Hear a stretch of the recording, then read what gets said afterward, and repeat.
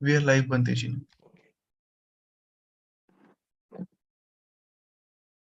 So you can send that link to Hila.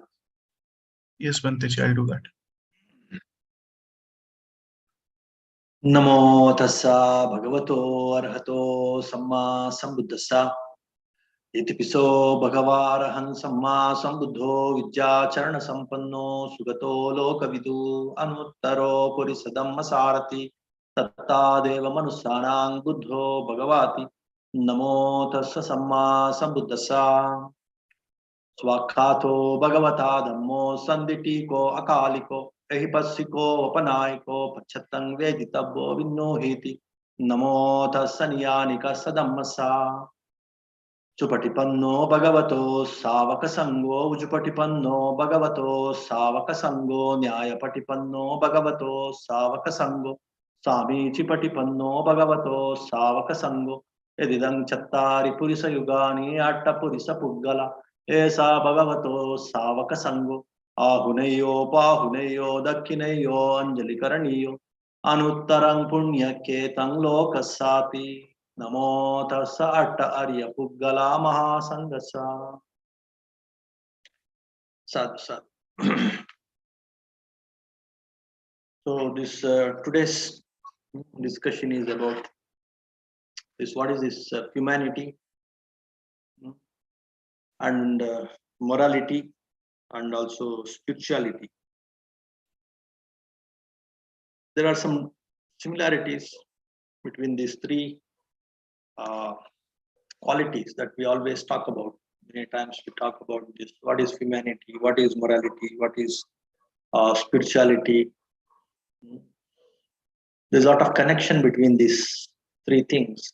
At the same time, there are some differences also between these three qualities: this humanity, morality, and spirituality. So we will find out what are the differences, what are the connections or similarities. And again, of course, at three levels, we will understand these three qualities. What are the three levels? Like what is the general perception? How the general public, they perceive about these three things: this humanity, this morality, and this spirituality. And what are the religious perspective, the other religions, not this right view, this Buddha's approach, the religions, the religious perspective of what is humanity, what is morality, what is spirituality. That also let us understand. Let us try to understand. And then this right view perspective of what is humanity and morality and spirituality. That also that is discussed. So that is today's topic.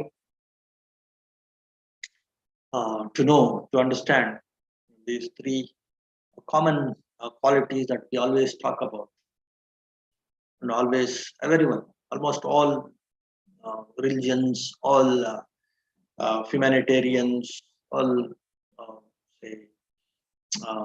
even the policy makers, they are very much interested in these qualities.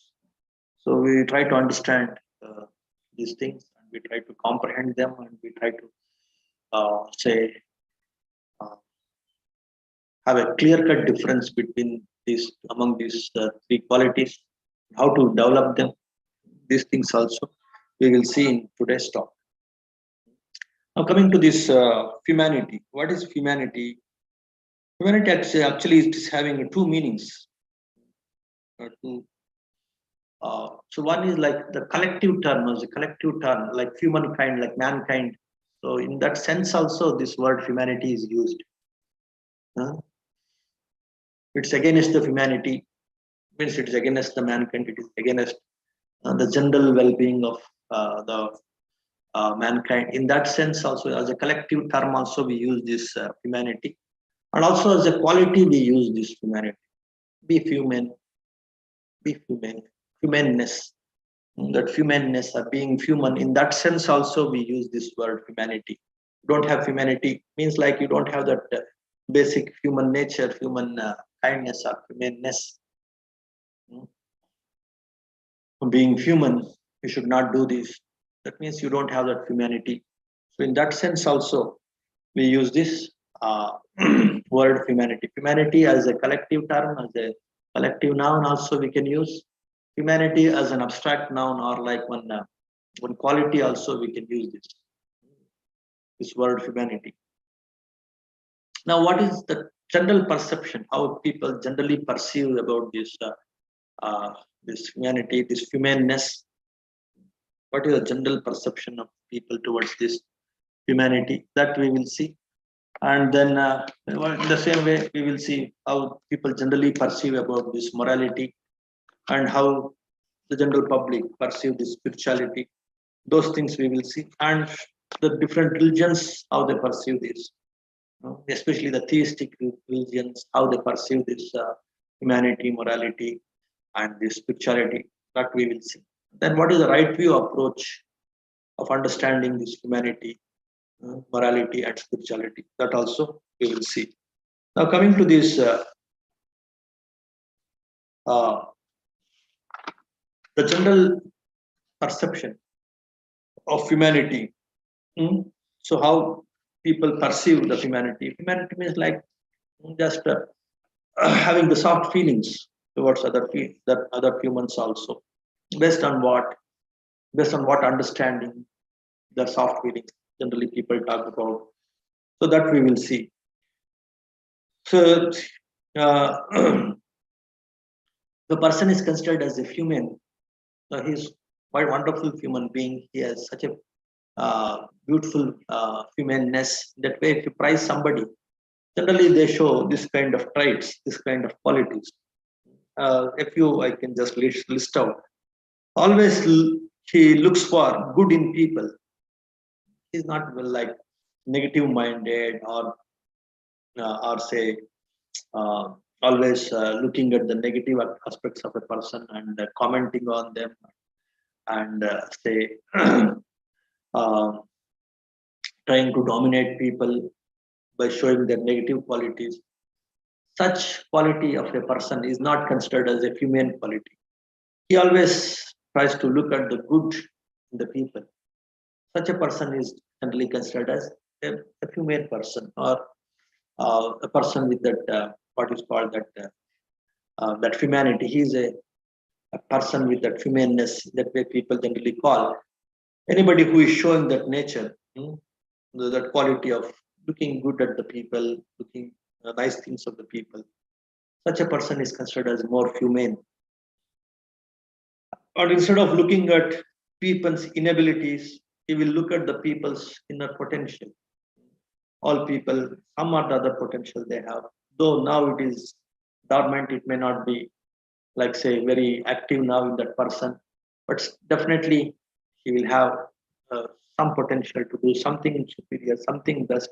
That kind of confidence, based on that confidence, a person behaves, and person looks at other people, and he will see the potential. He will try to find out the potential of each and every individual. Such a person is also called as a humane person. He has a humaneness. And then he is say generally people who are interested in showing love or in love, giving some care and concern instead of expecting more and care, more concern. Such people are not considered as very humane. Of course, that is also human nature. Generally, people expect love and care, but more than that, giving love and care, that is considered as more humane. Then one more important thing that is very much seen in all over the world, to consider somebody as a humane, somebody as having that humanity, is treating people as equals. If a person is treating others also as his equals, then people definitely prize him or consider him as a person with greater humanity, greater humaneness. So he treats everybody as equals. So then people definitely will be impressed with that quality of that person, and he will consider him as a superior human, or he has that humaneness. He's having that humanity. So considering others also as equals, though he may be very superior in one aspect, maybe a boss, he may be a leader, he may be, uh, say, elder, He may be rich, he may be intelligent, he may be wise, but still if he considers others also as equals and he behaves accordingly, then he is considered generally as a person with humanity, higher humanity. And one more important thing is loving oneself. So if you can't love yourself, if you can't say care yourself, then you can't be expressed in handling other people also. You can't love others, you can't care others if you don't know how to love yourself and how to care yourself. So that is also considered as one of the qualities of humaneness. Of course, this is not very much prized or this is not very much, say, highlighted, the qualities of humanity, but still it is very, very important quality of humaneness, humanity. What is that? Loving oneself. And one more thing is just treating others as equals is one thing, and also considering others as brothers and sisters, and loving them as his own brothers and sisters and her own brothers and sisters. That nature, that quality is also considered as humaneness or humanity. And then forgiveness. So if a person is very efficient in forgiving others' mistakes and letting go of it, and immediately say started noting their potentials, their abilities, their goodness. So that kind of ability to forgive quickly, that is also considered as one of the qualities of humanness or humanity. Actually, this is the survey. This all these qualities are, say,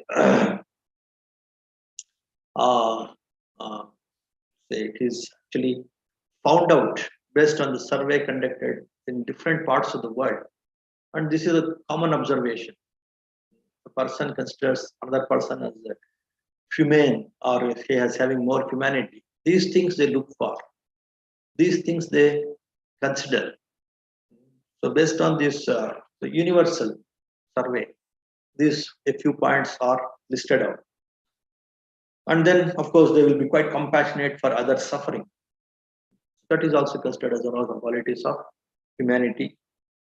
And then always interested in how best I can give back to the society, community, whatever community they are, whether it is a tribal community or very sophisticated, very cultured, very civilized community, whatever it is. So this humanity, morality, and spirituality, you can't confine it to some groups or some communities or some societies. No.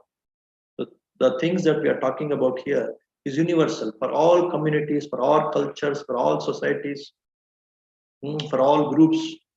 These are the common observations that people have made and people have presented in the survey. So that inner desire or inner aspiration to give back to the community, if that is there in a person, then that is also an indication of his humanity. Okay. And then ability to smile even at the strangers.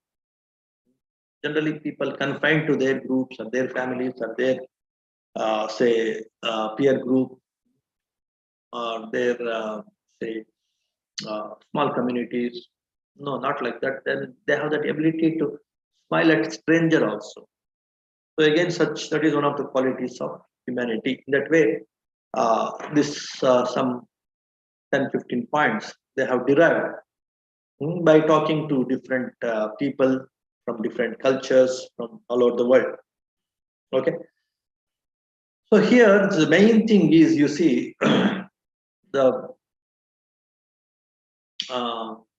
okay, now we will see the religious aspect also, and then of course the right view aspect also we will see, and then we will conclude the basic trait of humanity, of this quality of humanness. What is the basic thing?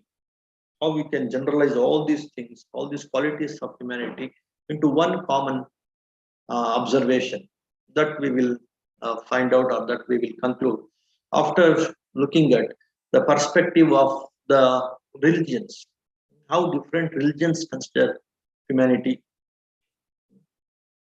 Yes, of course, all the theistic religions, the God-centered or Look, it is created by God. The whole creation is created by God.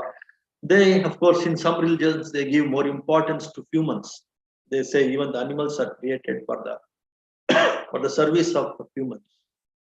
All other things are created in this universe for the service of humans. That kind of say theories are there in many religions, but still, all humans are one. All humans have the equal abilities, equal potential. That is very much there in all religions, and even the modern religions based on this universal consciousness.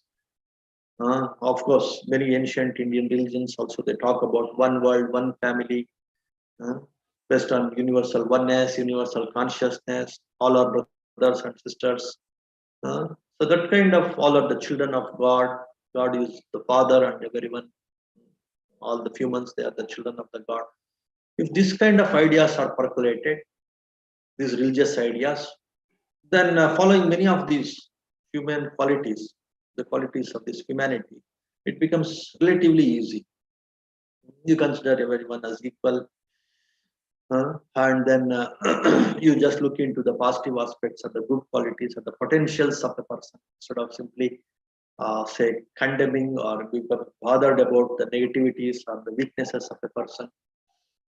You try to become more and more positive, more and more solution oriented, more and more forgiving kind of a person. Based on these religious concepts, the theistic religions which promote this equality, which promote this brotherhood, which promote this universal fatherhood of God and the brotherhood of humans.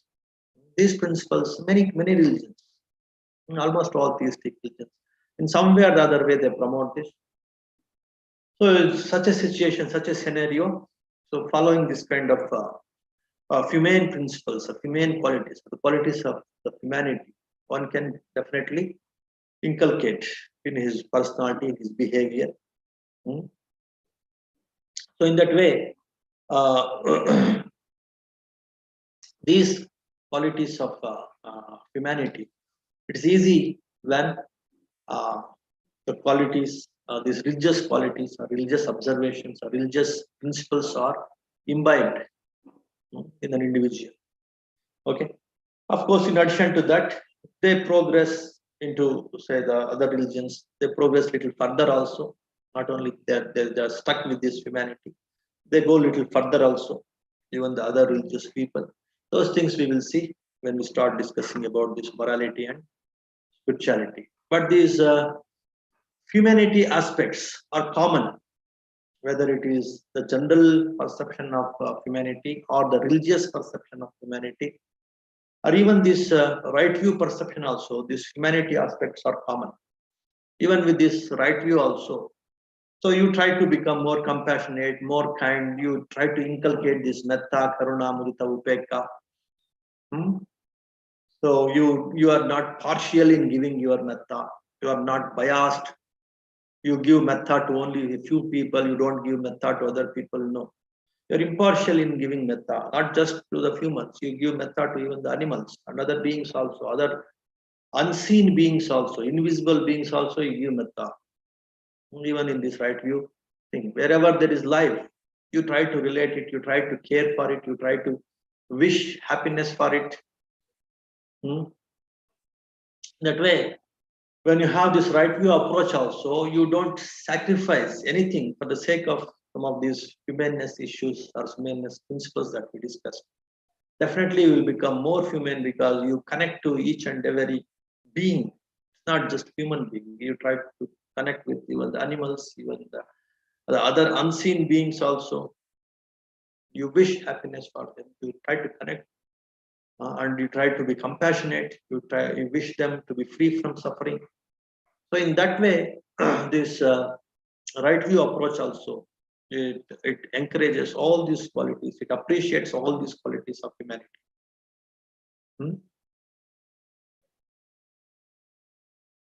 So of course, there the one more understanding, one more additional understanding in the right view approach to develop these traits of humanity, these qualities of humanity is these traits, these qualities. If I develop, I become more peaceful. I become more pure also. My mind also becomes more and more pure from the defilements of anger, defilements of hatred, defilements of greed, delusion.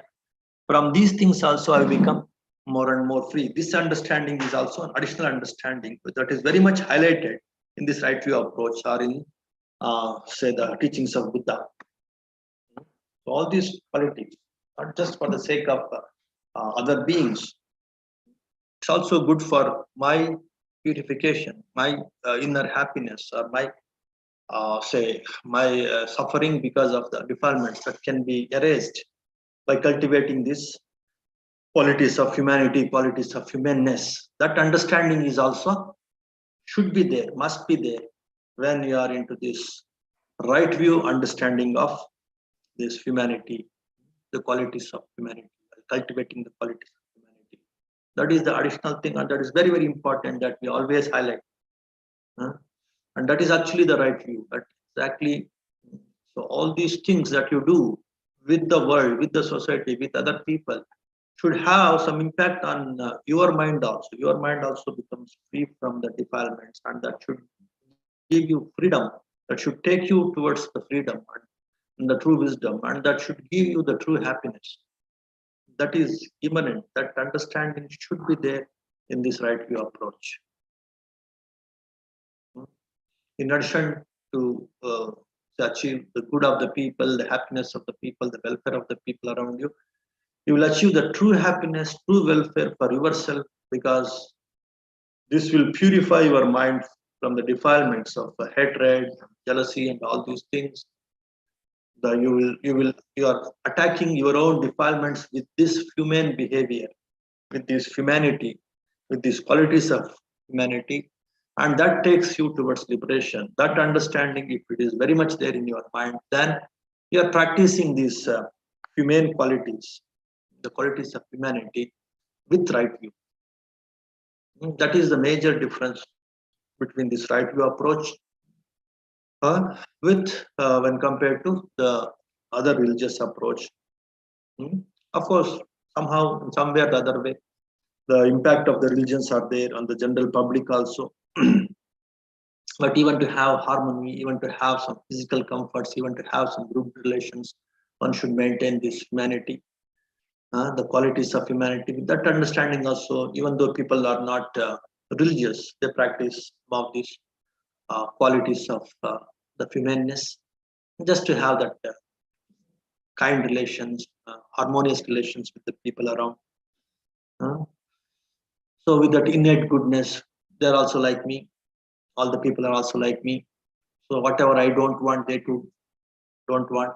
Whatever I want, they too want. With that basic understanding, though it may not be from any religion, though no religion might have influenced this kind of say, understanding, but still with the common sense also, many people, they try to behave with that humanity or the qualities of humaneness.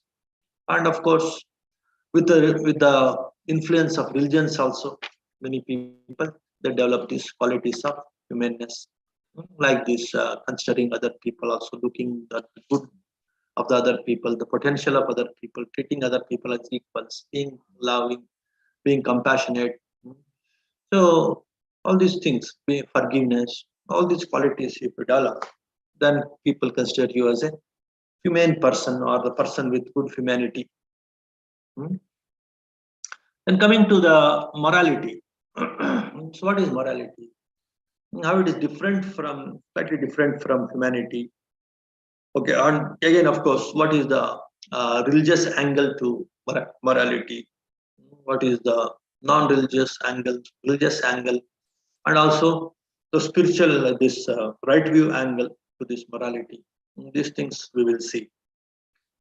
So again, a survey conducted from the different cultures, different societies all over the world, and 7 basic moral rules are found out from this survey, which is conducted all around the world from different kinds of societies, cultures. Because the morality rules, the morality principles, they vary from one region to other region, one person, one community to another community, one culture to another culture.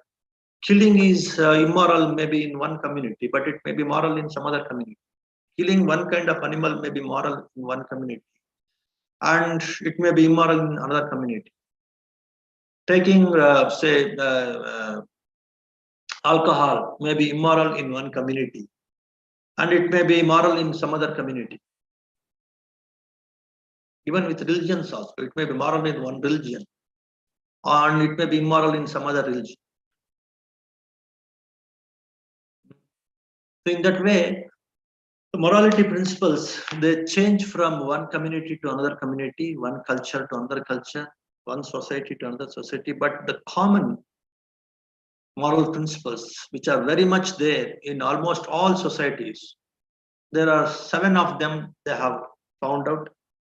Whether they are influenced by religion or not influenced by religion, doesn't matter. They have discovered the 7 common traits or common, rules, moral rules, which are very much there in almost all societies all over the world. What are they?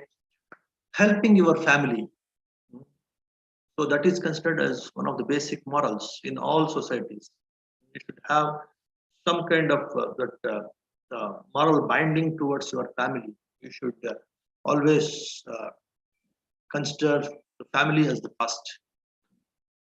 So that binding, that moral commitment to the family is very much there in almost all societies all over the world.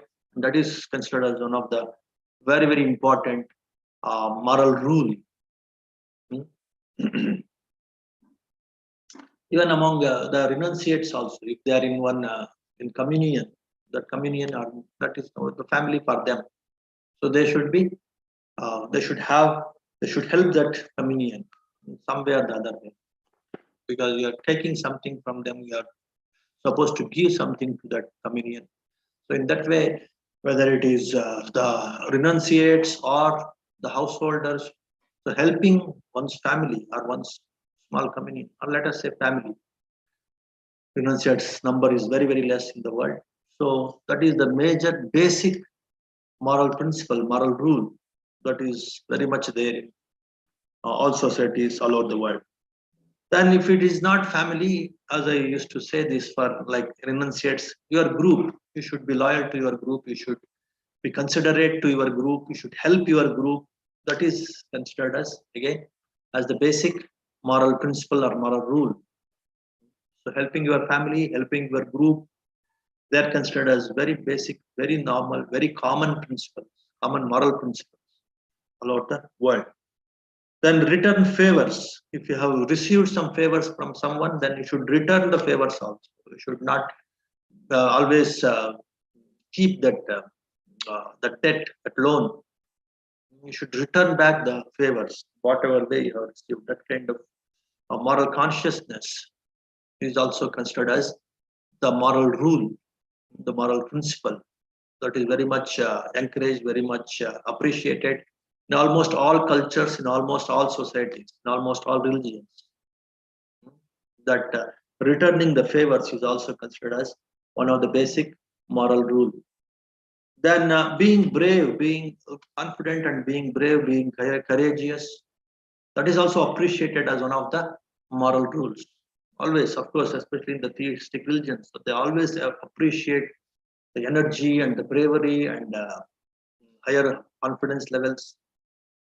Those who show some extraordinary, traits of bravery in protecting their family, in protecting their community or group, that is considered as higher morality.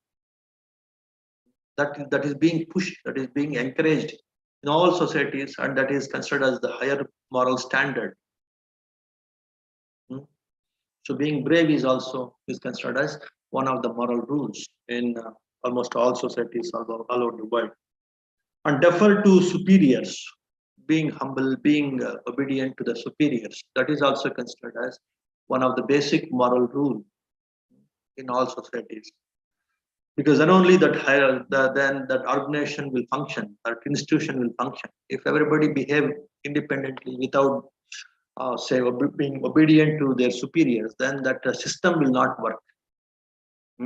So to make that system to work, this kind of hierarchical system where there are superiors, there are inferiors, there are seniors, there are juniors, and juniors should say, be obedient to the seniors or the superiors. So that kind of hierarchy, in almost all societies, it is established in some way or the other way, based on wisdom, based on age, based on so many parameters. Many people, many societies, they have designed their own hierarchical system, and being loyal to that hierarchical system, being loyal to the superiors, being obedient to the seniors and superiors is also considered as one of the basic moral rules. And then, then fairness, dividing the resources fairly, that is also considered as moral.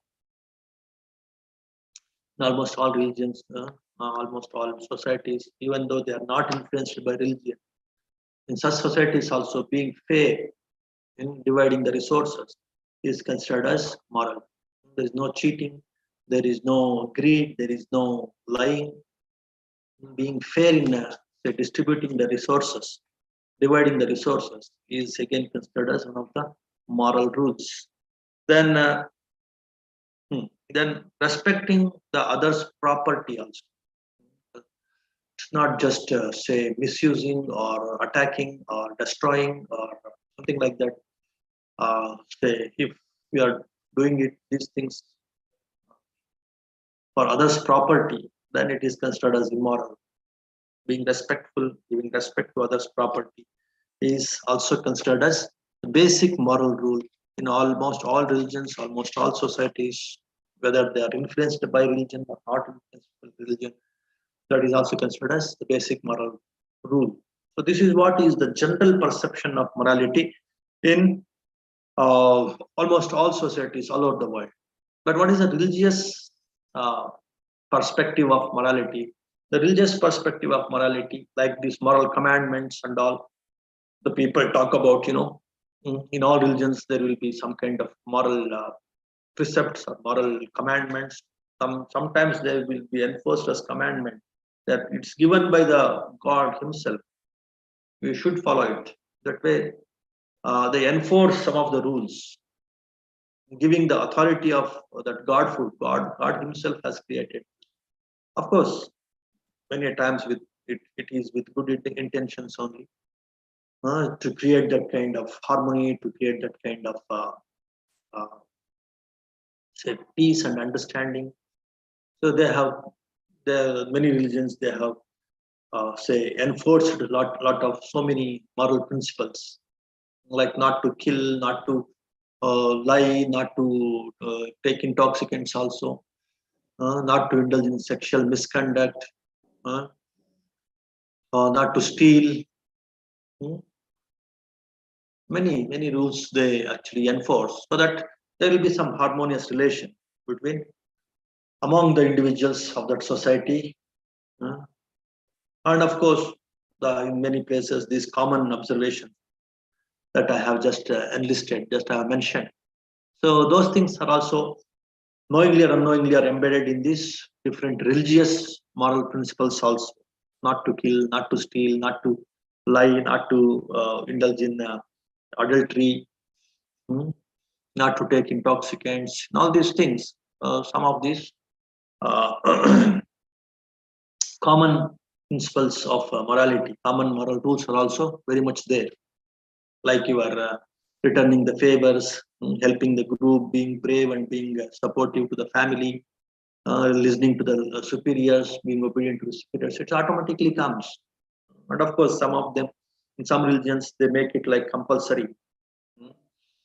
In some religions, some of the moral commandments, it carries some of these common these common moral principles also, moral rules also. So in that way, there's a lot of overlapping between this common understanding of these common moral principles and also the religious moral principles.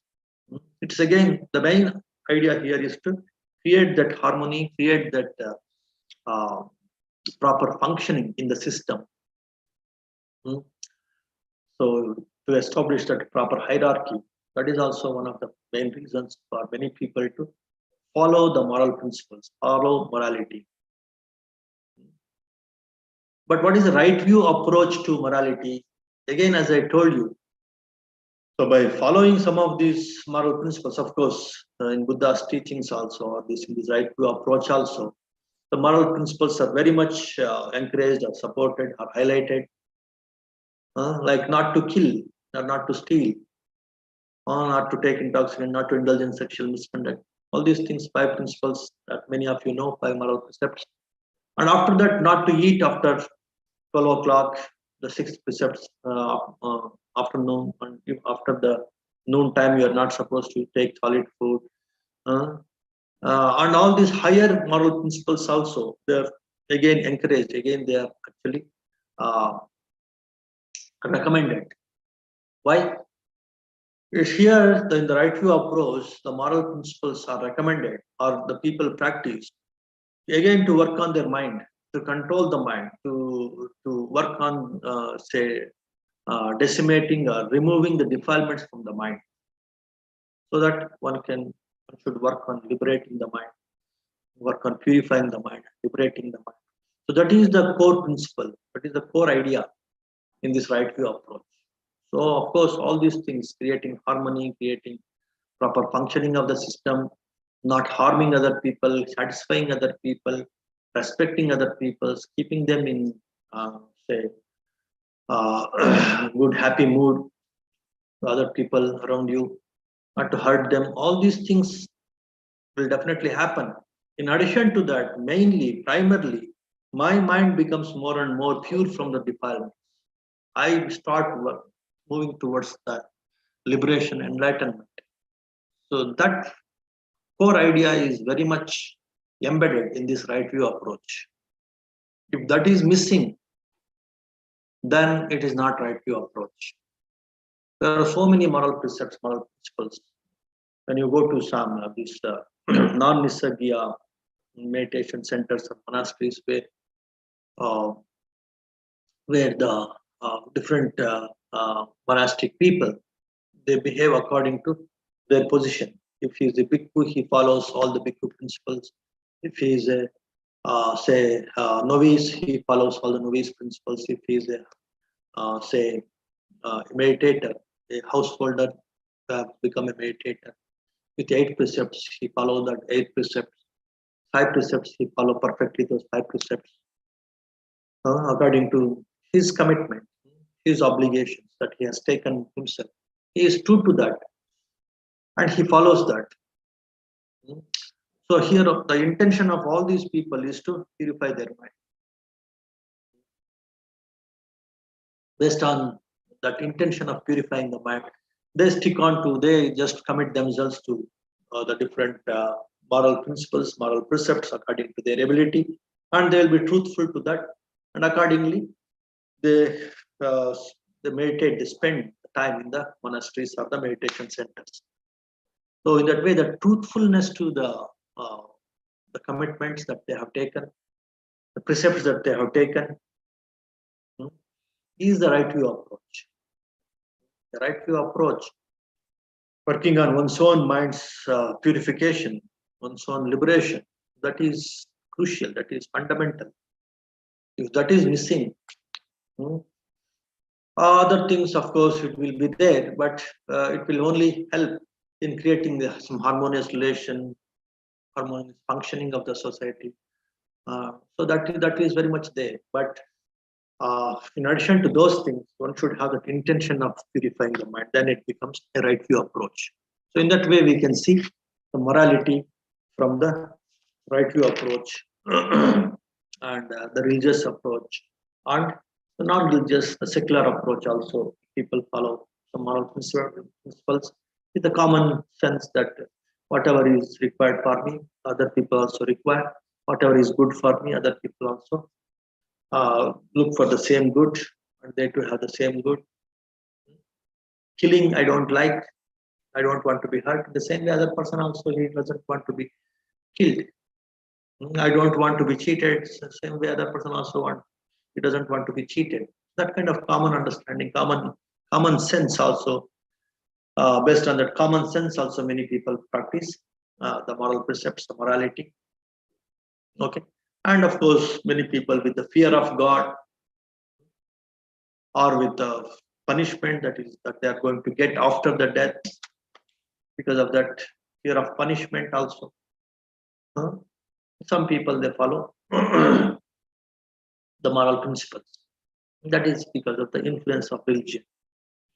And in the right view, in addition to this influence of say this punishment after the death, this law of karma, tit for tat, whatever you do, you get back. In addition to that principle, they have this understanding of, by doing this, I can control my greed, I can control my hatred by following these principles, moral principles, so that I can purify my mind, I can liberate my mind. Thus, that understanding is also very much embedded in the right view approach of practicing morality. Okay. Now coming to the spirituality, how the general people, what is the general perspective of this spirituality and spiritual practices? What is the religious say perspective of this spirituality, and what is the right view perspective of this spirituality? These three things also we will see with regard to this spirituality. What is the general perspective of spirituality? So being little bit peaceful, like say doing some prayers or some chanting. So whether it is non-religious perspective, general perspective, or religious perspective, or the right view perspective, so the main crux of this this spiritual understanding of spirituality is like controlling or say dissolving ego. If the person is says skillful enough, smart enough, wise enough, that ego is the problem of many of our is the root problem of our suffering, then everyone, whether he's religious or not religious, whether he has right view or doesn't have right view, he will definitely try to follow some of the spiritual laws or spiritual qualities. Like what? Like trying to become humble, trying to become little obedient and humble, not to show off, not to be aggressive, not to bully others. So those things are considered as spiritual.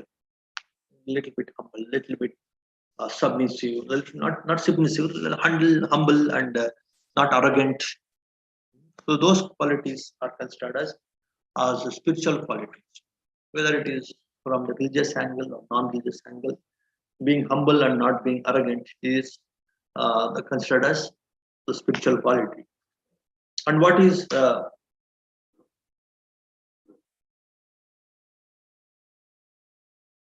becoming more accepting and becoming more gracious, not to resist, not becoming accepting, becoming more accepting. That also actually works on your ego. If you don't accept, again, it becomes an act of arrogance many times.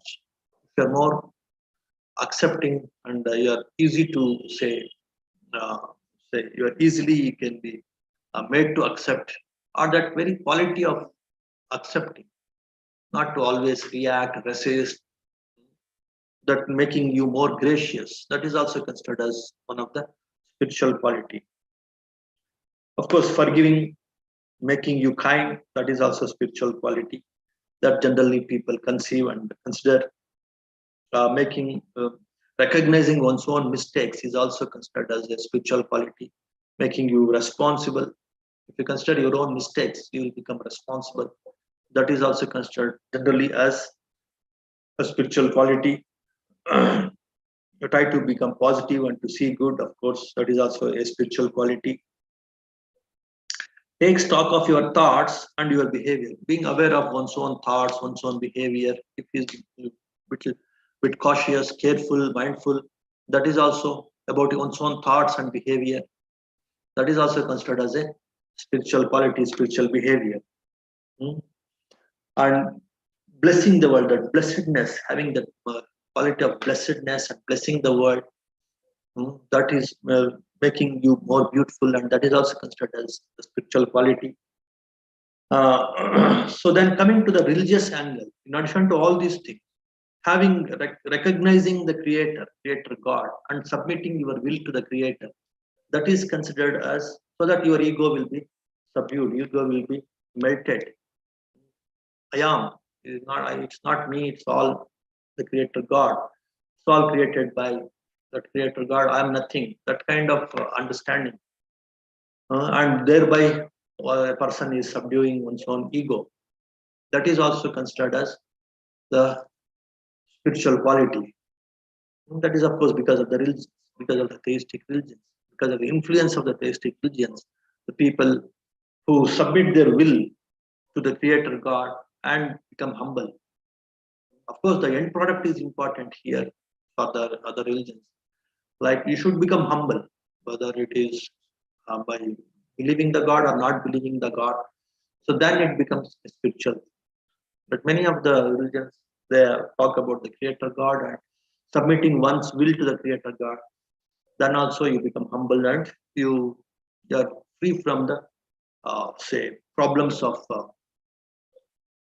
bloated egos. Inflated egos create a lot of problems, lot of suffering. So to come out of that suffering, so submitting one's ego, one's will to the Creator God, recognizing the Creator, and that is considered as again a spiritual quality. More meditative, praying, reading spiritual material, taking long walks in the nature, being in solitude, contemplation in the solitude, about the world, about the creation, about all these things are also considered as the spiritual behavior, the spiritual qualities, making prayers and offering to the divinity, the divine people or the divine entities or the divine structures, and then of course meditations. All these things are considered as the spiritual things, where the peace and dissolving the ego is the primary thing. So whatever behavior you show with the people around you or with yourself or the different activities that you do like prayers, meditations and all these things are considered as spirituality. Okay. Now coming to this right view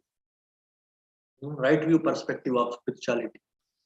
So in right view perspective of spirituality, of course, here again, you are working on your own mind, you are practicing meditation, but that meditation is not just to calm down your mind from the ego, from the say ego-centered thoughts.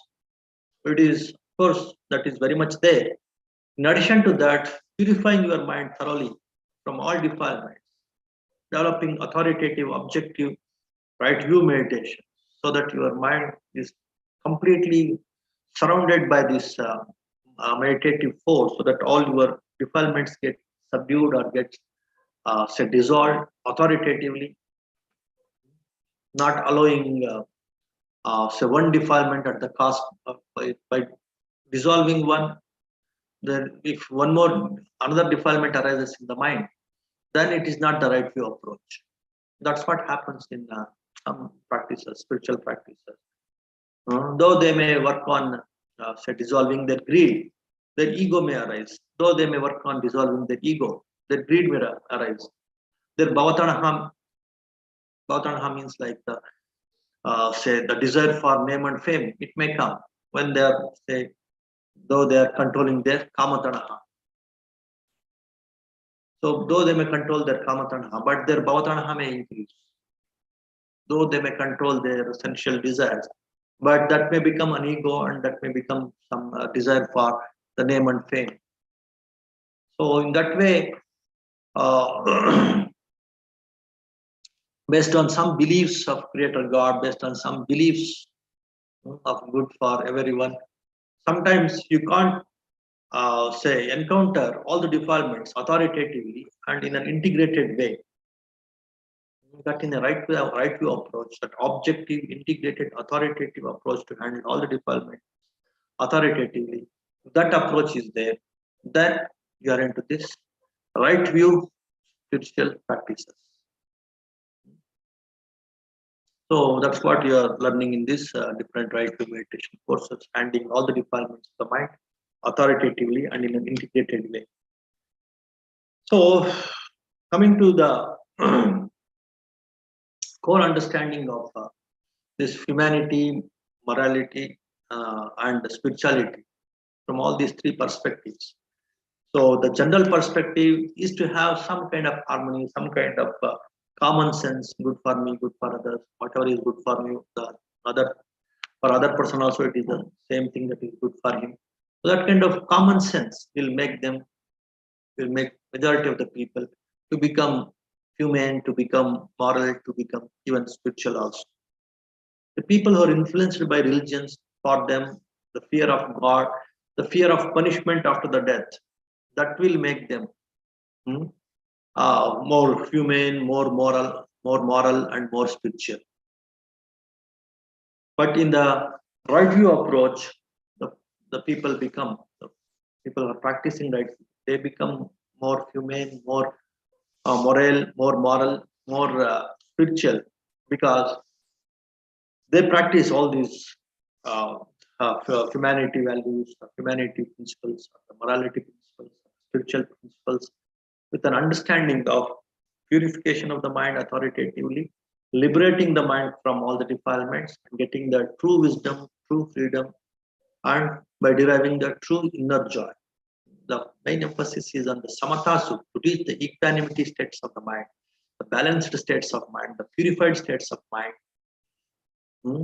That is the right view approach or the right view perspective, so that one can reach correct enlightenment, absolute enlightenment, and liberation.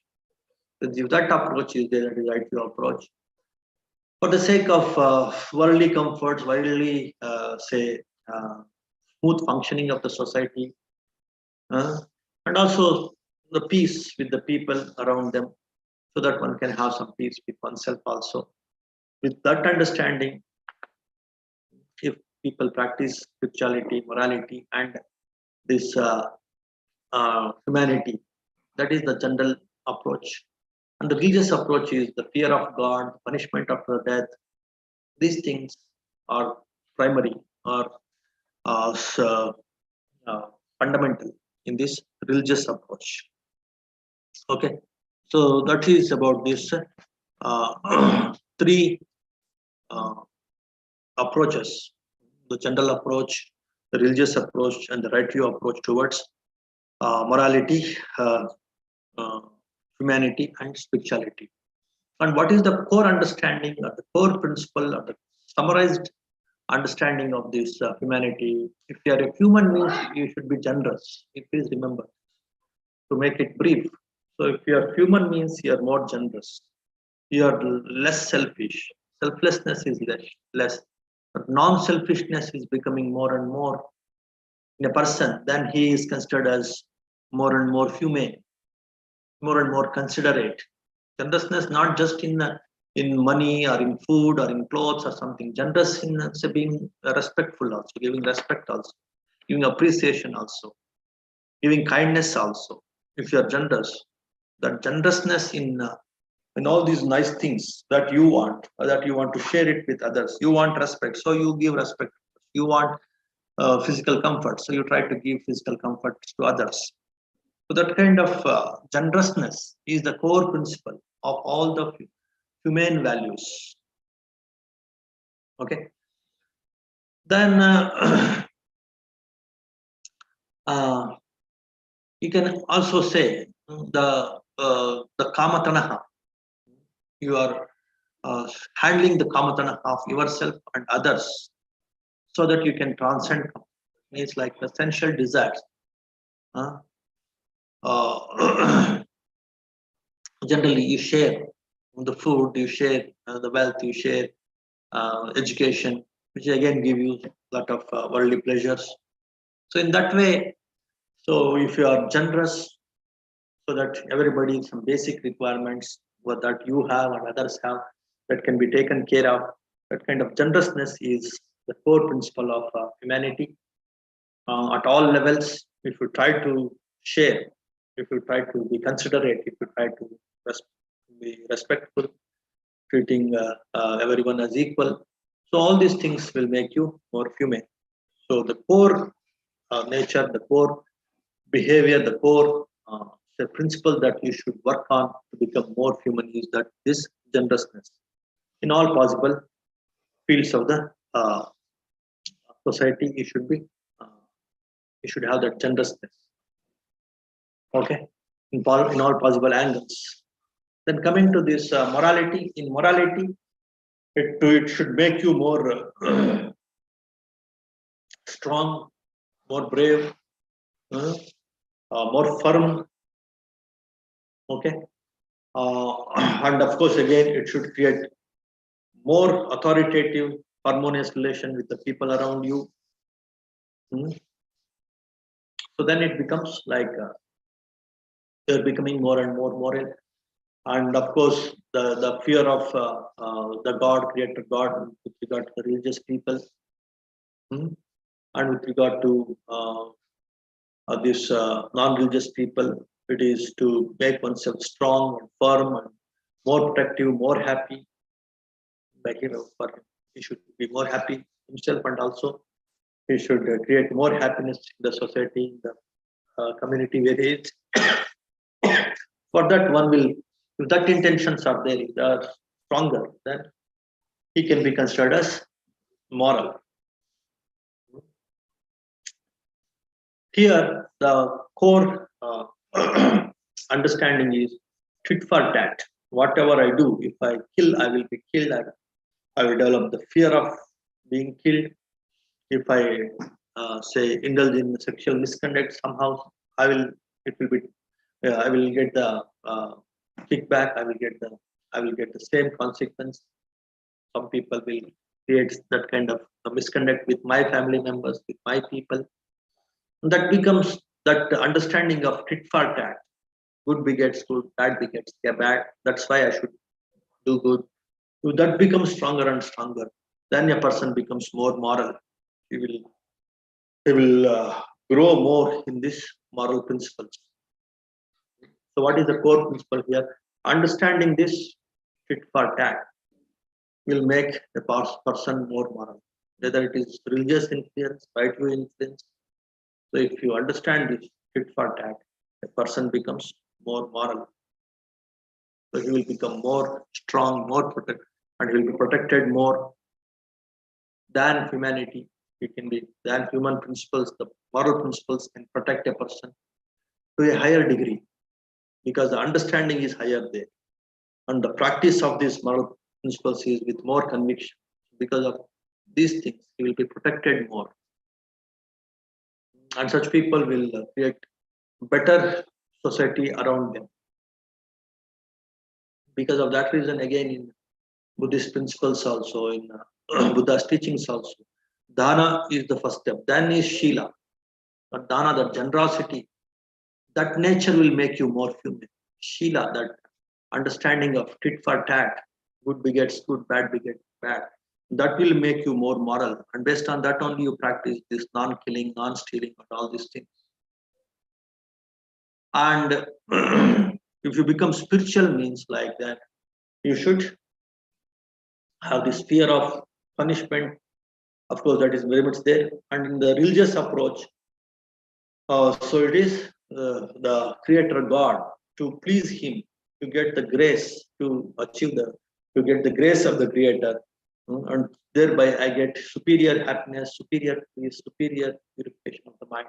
With that idea, many religious people, they try to submit their will to the Creator God and try to practice meditation and all these spiritual things. Many spiritual things they practice, prayers and all, to dissolve their ego, to get higher happiness, to achieve purification of the mind, and to become and to get those divine qualities, and to become one with the divinity, and to get the divine qualities. That means highest purification of the mind, and that itself is enlightenment, liberation for many religious people who are following different kinds of religions. For example, in Christianity, getting heaven itself is one kind of enlightenment, liberation, becoming one with becoming being in the company of the God, the heaven. That itself is liberation. For Hindus, let us say, for Brahma, becoming one with Brahma, that itself is liberation. That itself is enlightenment. By purifying the mind, by submitting one's will to the Brahma through this bhakti or through different yogas, also they talk about Hinduism, like karma yoga, without selfishness, by surrendering your will to the Creator God and working, doing all good things without expecting the results, you will become one with the Creator God and you will be liberated. Bhakti completely with the devotion, with submitting your will, with prayers and chantings and all, becoming one with the Creator God. That is enlightenment, that is liberation. So in that way, the different approaches, different religions, they have given this becoming one with the God, Creator God, through different approaches. It will purify your mind, it will liberate it, will give you the higher happiness, higher freedom, higher wisdom, enlightenment. In that way, if you are interested in the liberation, becoming one with God, becoming pure and reaching that higher states, that is what is the spirituality. Those things that will take you to this kind of heights, they are called the spiritual principles. And all the practices that will take you to this kind of higher purification and to become one with God, they are called the spiritual practices. That is what is spirituality. But in the right view approach, spirituality is, of course, there is complete understanding of this tit for tat.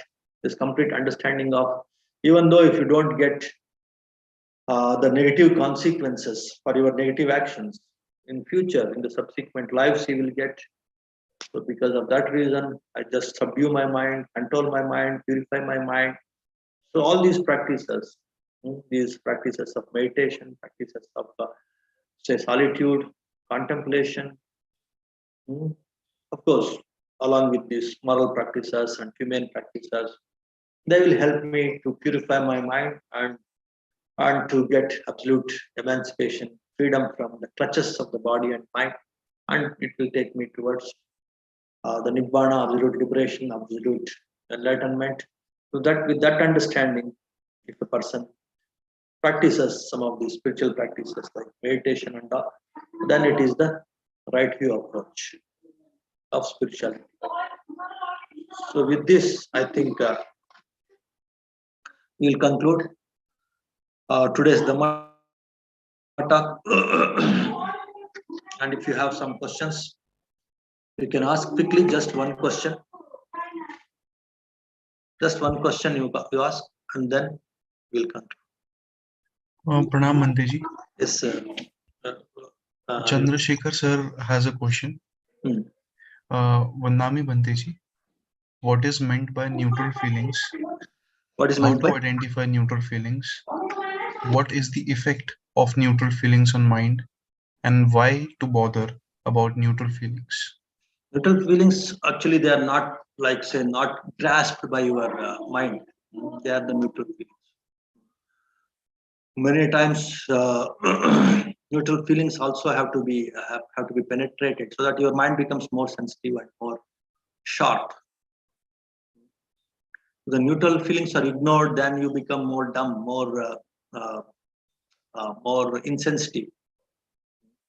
So that's the reason why, as your sensitivity, your sharpness increases to note even the neutral feelings, not just the pleasant feelings and unpleasant feelings. Even you start noting the neutral feelings, then your mind becomes more and more penetrative, more and more sharp, more and more sensitive. And that sensitivity, sharpness will make you more and more pure. So because of that reason, neutral feelings are also very significant. One should work on them also, and will help you to develop your mind sensitivity, and thereby will help you to develop the mind purification also. Okay, next question.